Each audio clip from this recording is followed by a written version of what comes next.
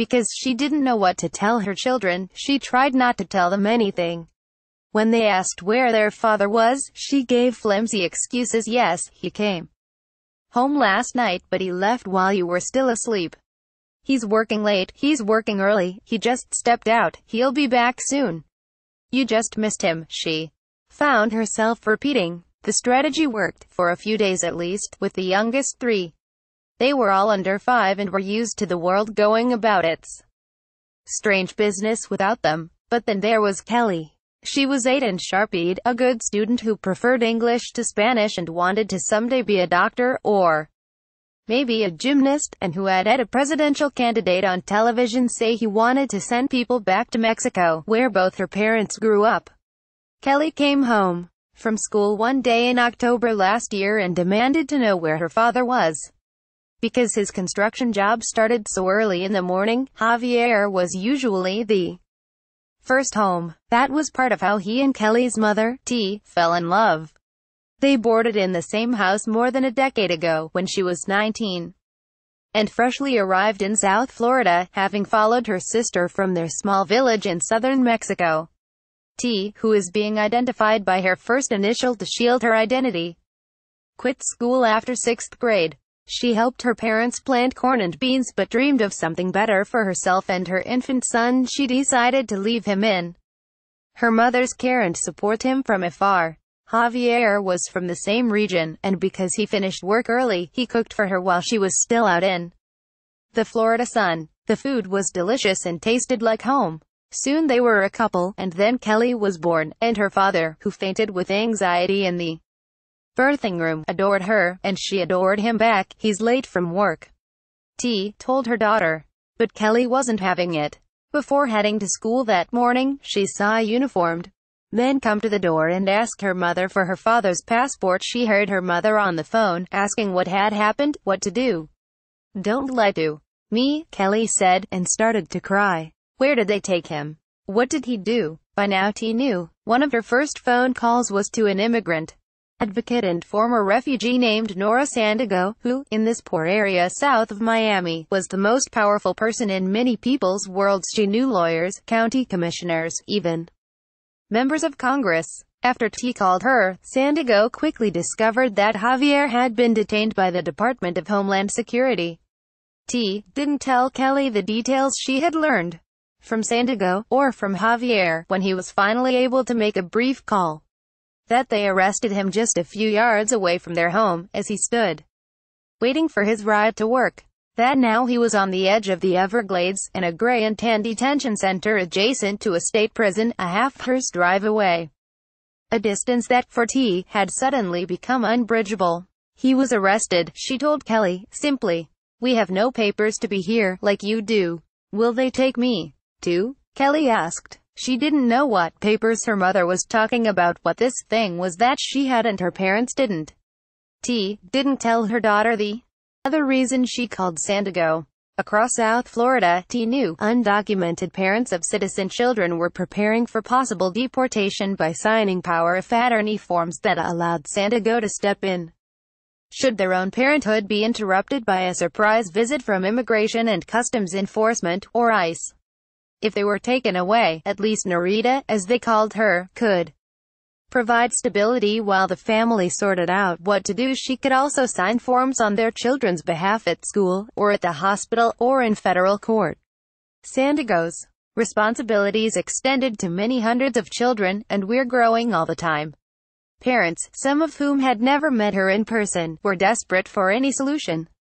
Her qualifications were simple. She was compassionate. She was willing. And, like their children, she was a United States citizen. For years, T never felt the need for such an extreme contingency plan. Now she was thinking of adding her own children to Sandiego's list. Imagine if they detained me too, she said after Javier was gone. She couldn't envision taking her American children with her to Mexico, where she wouldn't be able to give them education, shoes, clothes, and where they would be separated from their friends and lives and ambitions, from the only home they had ever known. But what would happen if they stayed behind, with no parents left to care for them? There's a common misconception that having A citizen child, a so-called anchor baby, allows undocumented parents to gain legal status in the United States. In fact, parents of citizen children are deported annually by the tens of thousands, according to ICE's own reports to Congress.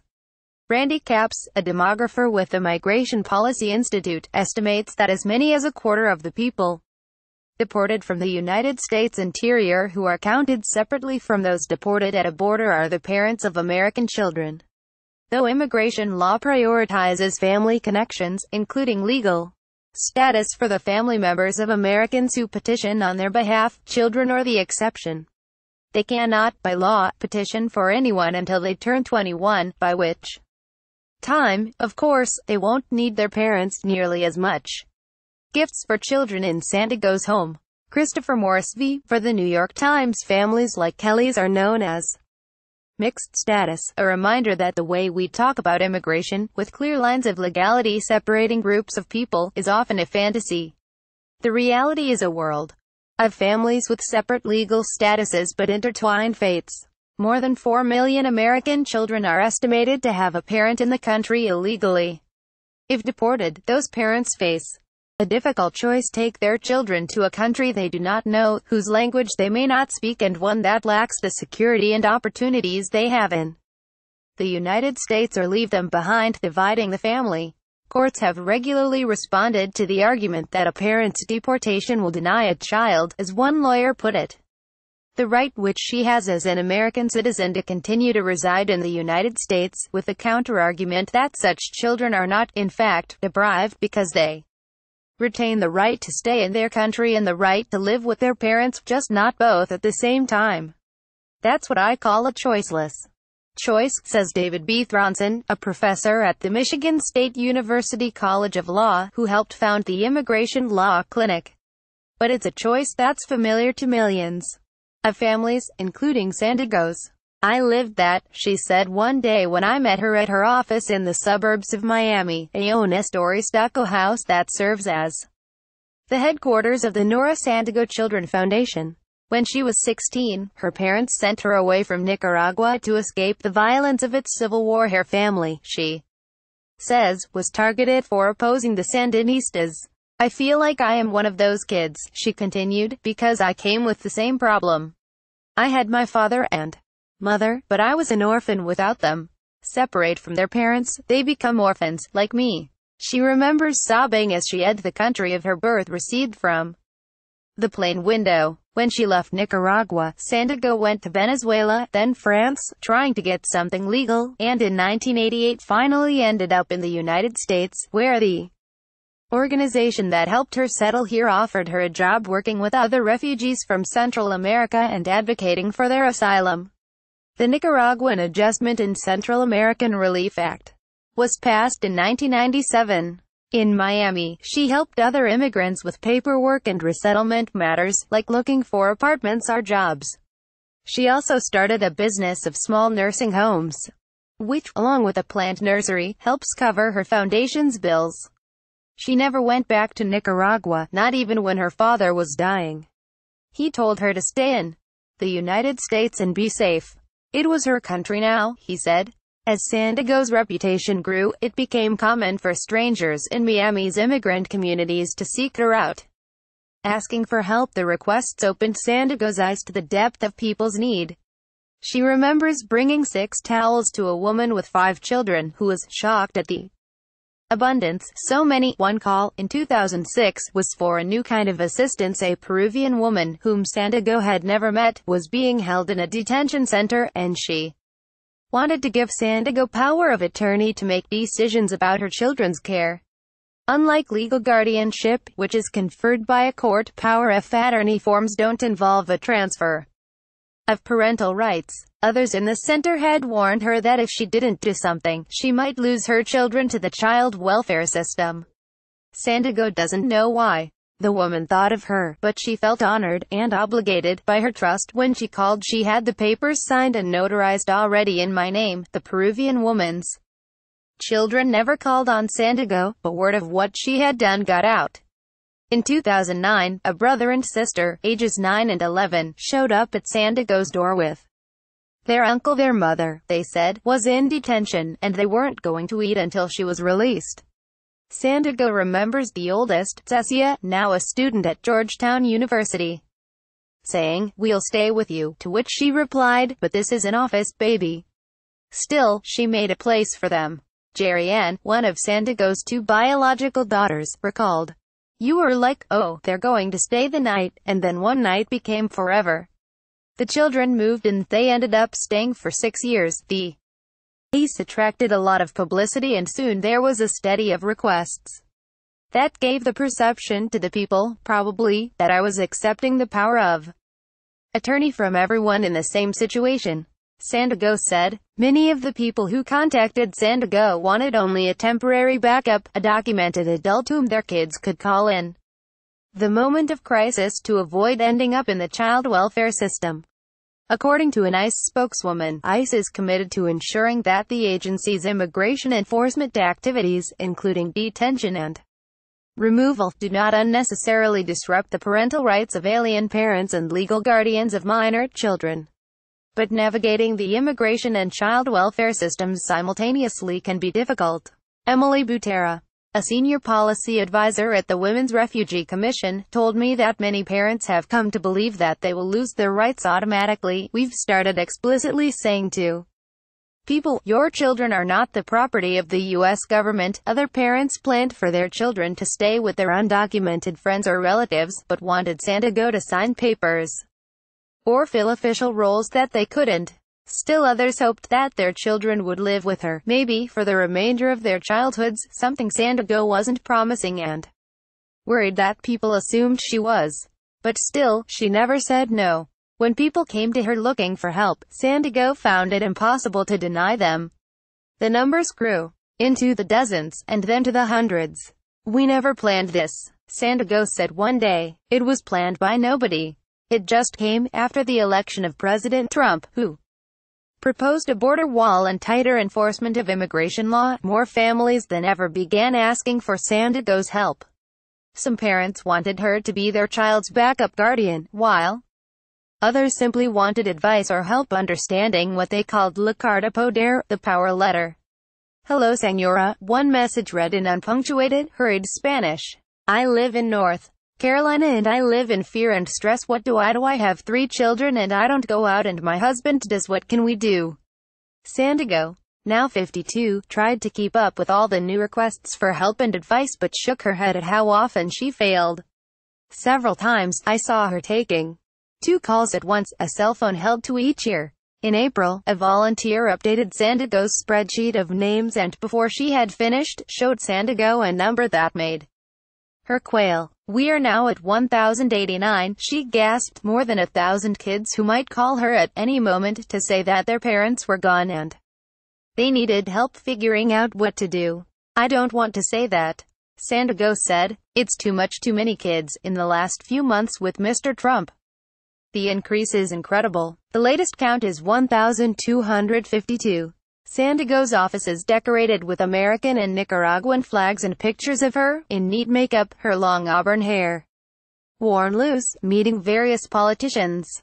Beyond the public spaces are 2 emergency bedrooms, their shelves filled with picture books and SAT prep guides, and a hallway stacked with beans and rice and diapers and condensed milk. The filing cabinets in her office are filled with photos and birth certificates and power of attorney letters.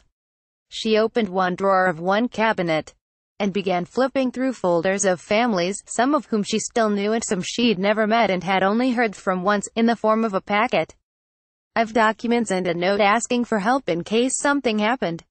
"If they call me," she said, "I will go immediately." Responsibilities looked back at her, a toddler asleep on a Looney Tunes pillow, an 11-year-old girl in a headband sitting up rod straight, a chubby boy in a yellow baseball uniform. She pointed to a name in a folder marked Ramirez, with a post-it note on the outside, Madre Deportada 2007. The boy, she said, stayed in the country with his father. He was now an adult and a professional, and after 10 years his mother was able to return. The chance that many of these children would need her help all at once seemed higher now. In the past, it was unusual for ICE to deport both parents of a child. Fathers were more common, but the immigrants Santiago knew feared that the rules were changing. The same month that ICE reported that its arrest of non-criminals had doubled under the new administration, a mother of 4 with no criminal record, someone who in previous years wouldn't have been a priority for enforcement, was deported from Ohio. Santiago saw the possible future of her charges. She estimates that perhaps a third of the children on her list have already had at least one parent deported. What if there were a sudden wave of children who needed her? That could happen anytime, Santiago's husband, Raimundo Otero, told her one day. It's for real. You know, Santiago did know. I don't have enough time or resources even for the first 100 kids, Santiago said. Even for the first 10. It was dark when Santiago pulled up to a small house where Kelly's mother and 7 other parents were waiting under a carport with their children. She was running late. As usual, she'd had to wait at the office for a donor. Kelly's mother told her that a number of parents who got up early to work before the sun became too hot had already left. Santiago began pulling donated clothes out of her minivan. With Santiago as one of her wards, 16-year-old Ritib, who was helping unload groceries. He was born in Washington state, but his parents were deported to India when he was 9. They were caught, he said, at a checkpoint while driving him to Disneyland. Though he had moved to India with them, he dreamed of finishing high school in the United States and going to the Naval Academy, so he contacted Santiago on Facebook and asked her to take him in. He was sure she'd say no, that her famous helpfulness must be a scam. He had now been living with her for nearly 8 months, and they had developed an easy rapport. He likes to help with family support work, which often keeps them up late into the night. That evening, fueled by sugary coffee, they had rushed through a discount grocery store, piling cart after cart with staples. At the checkout, Ritty practiced his Spanish with the cashier, listing what they had bought: 50 cucumbers, 20 bags of onions, 20 packs of chicken legs, 20 gallons of milk, 20 loaves of bread, and so on. And 1 bag of hot Cheetos for myself, he added. Ritty kicked a soccer ball with some of the kids as Santiago caught up with their parents. She wasn't sure, when I asked her, which of the parents had actually entrusted her with their children's care. She would have to check her files. It didn't really matter, she said. The power of paternity forms were about the future, and most days, it was all she could do to focus on more pressing needs. Kelly's mother confided that she'd been fired from her job the week before, after reporting her supervisor to the police for physical assault. She didn't know how she was going to take care of the kids. While she talked, one of her daughters climbed into Santiago's lap. Kelly snuggled with a stuffed bear that she'd pulled off the donation table. You're on the floor, Santiago said, in English, on a bear, but Kelly just looked up at her silently. Ever since her husband was detained, T explained, Kelly had had no energy, no desire to eat. Before, she loved school and did her homework without being asked. But after the detention, she lay motionless on the couch. She didn't want to sleep. When she did sleep, she couldn't make herself get up.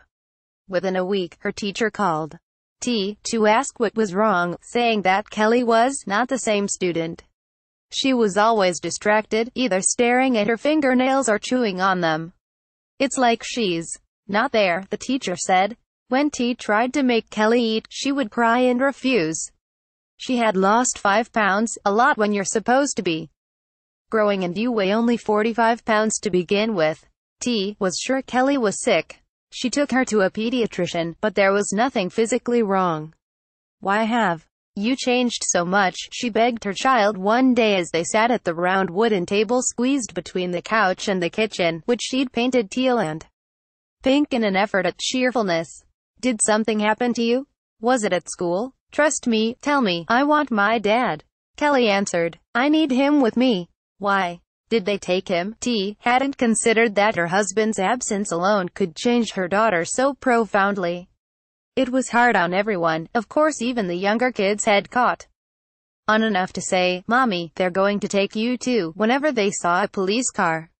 T couldn't visit Javier in detention. I couldn't go and put myself in the mouth of the wolf, but his children, as citizens, went twice with family friends. When T asked them how it went, Kelly refused to say a word. Anna, who was 5 and the next oldest, said, "Kelly cried. My little sister cried. I cried a little. He's wearing orange pants and a shirt. My poppy cried, too." When it was time to go, the woman who accompanied them had to drag the girls away. Luis H. Zayas, a psychologist and the dean of the University of Texas at Austin School of Social Work, has examined many citizen children of undocumented parents, whom he refers to as forgotten citizens, a new generation of American exiles and orphans. The first to arouse his interest in the issue hadn't spoken at school in some 15 months, so great was her fear of revealing her parents' status. He calls what he sees psychological erosion, clinical levels of depression, separation anxiety and low self-esteem. As Joanna Dreby, a sociologist at the University at Albany, writes, even the threat of deportability can be devastating, plunging children into a state of constant dread and hypervigilance. T herself was afraid. Driving was a huge risk given that she had no license and that a misdemeanor could get her deported. "If you go out to work, you risk everything," she said, but she began taking Kelly across the county twice a week to see a psychologist. She didn't know what else to do for her daughter. For her, her world, I don't know, it ended. By the time Reddy and Santiago finished handing out supplies, it was 11 p.m., but Santiago didn't go to sleep. Late nights and early mornings are her time for writing, for trying to think strategically. For years, she had been pushing the county to provide crisis housing for kids she calls the orphans of immigration, and a Miami-Dade county commissioner recently agreed to help. Santiago was now trying to raise money for a dorm-style building, but she worried that it wouldn't be ready quickly enough. To speed things up, she was looking into trailers. If it came to it, she said, there was always her own house and office. Maybe we will be sleeping like, how do you say, perros calientes? Like hot dogs. Before Trump was elected, Santiago dreamed of a political solution for her young charges that went far beyond housing. In April 2016, she took some of them, including T and her daughters, to Washington to advocate for an Obama order known as Deferred Action for Parents of Americans (DAPA), a kind of sister action to Deferred Action for Childhood Arrivals (DACA) that would have allowed parents to apply for work permits and temporary protection from deportation in order to care for their kids. Thanks to a lawsuit and a split Supreme Court, DAPA never went into effect. This June the Trump administration officially rescinded it. In United States family law, the best interests of the child is a widely accepted standard. Judges are required to use it in every state when deciding custody cases, and dozens of states explicitly list the maintenance of family unity or family emotional ties as primary components of best interests. Immigration law is the exception. Children affected by their parents' immigration cases have no opportunity for their best interests to be considered, writes Bridget A. Carr, founding director of the University of Michigan Law School's Human Trafficking Clinic. The closest option, before 1996, was that immigrants living in the United States for at least 7 years could petition to cancel their removal on the grounds that it would cause extreme hardship for themselves, their children or other qualifying relatives.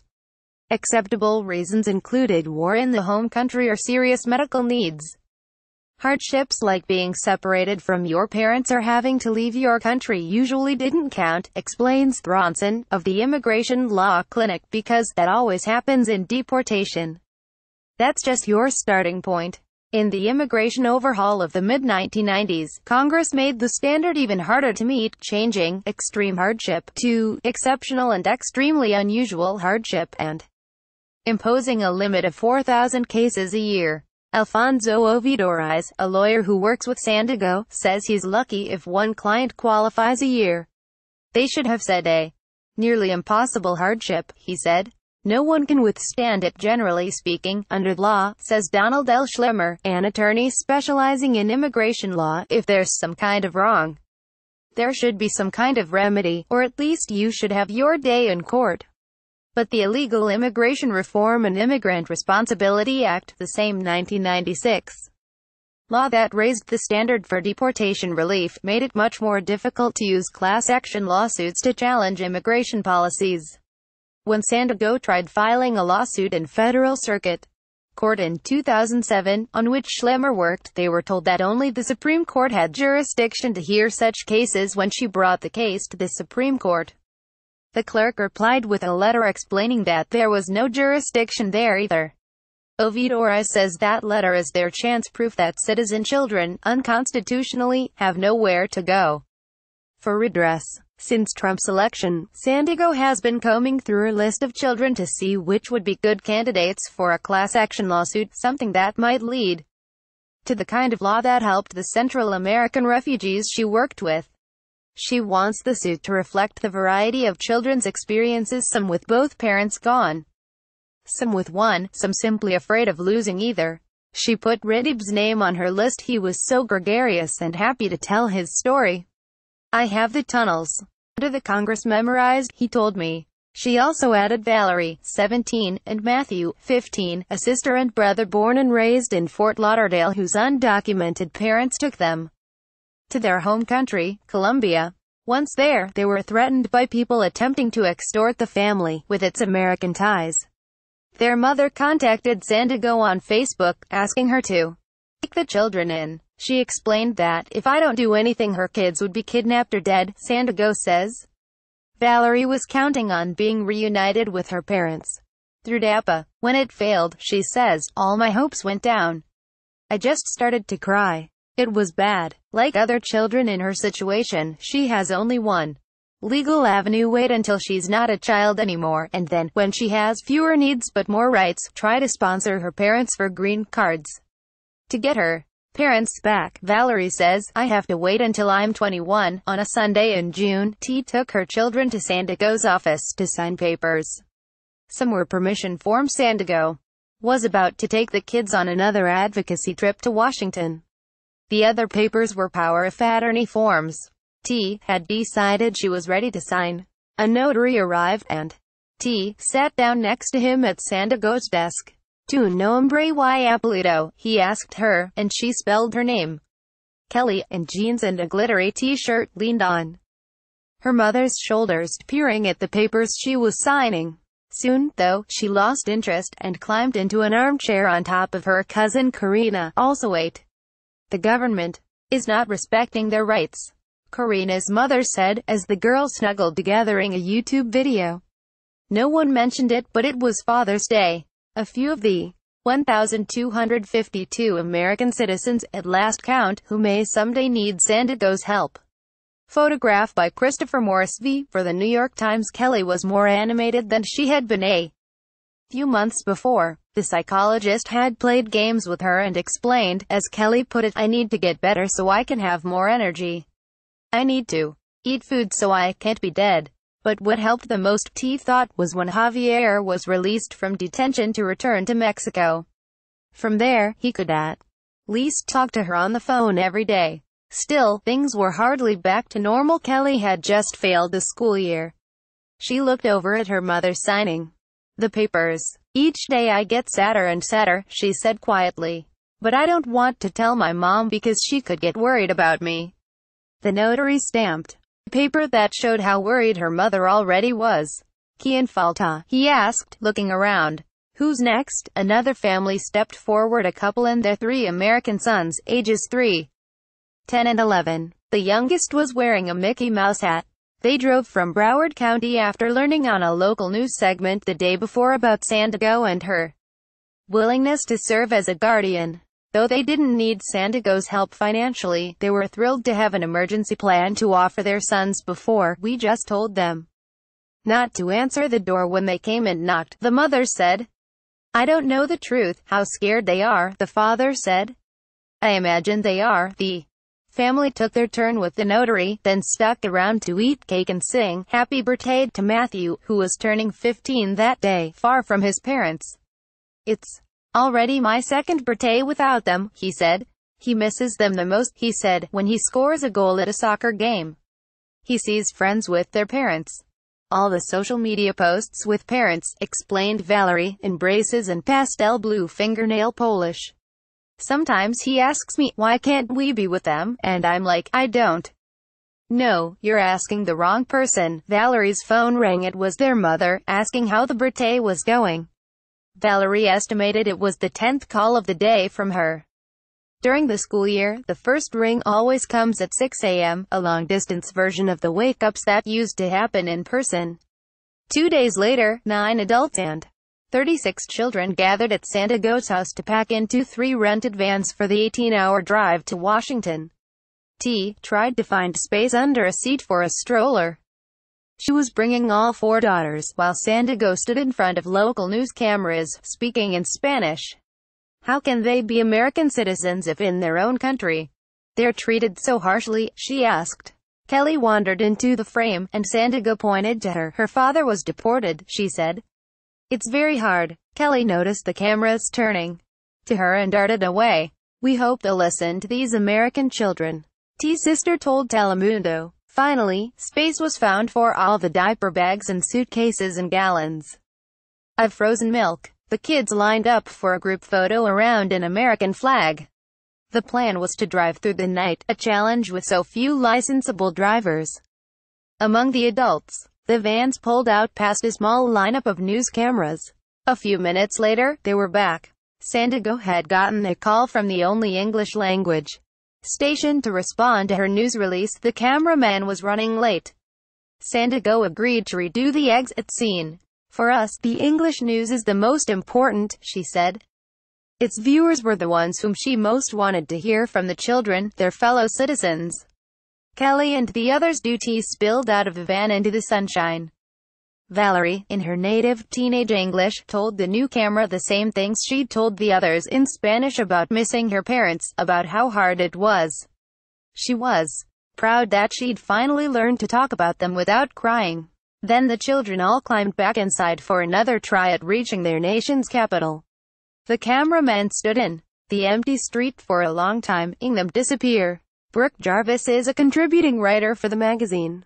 Her last article was about flood insurance amid rising sea levels. Sign up for our newsletter to get the best of the New York Times Magazine delivered to your inbox every week. A version of this article appears in print on December 17, 2017, on page MM36 of the Sunday magazine with the headline "Mother of Last Resort."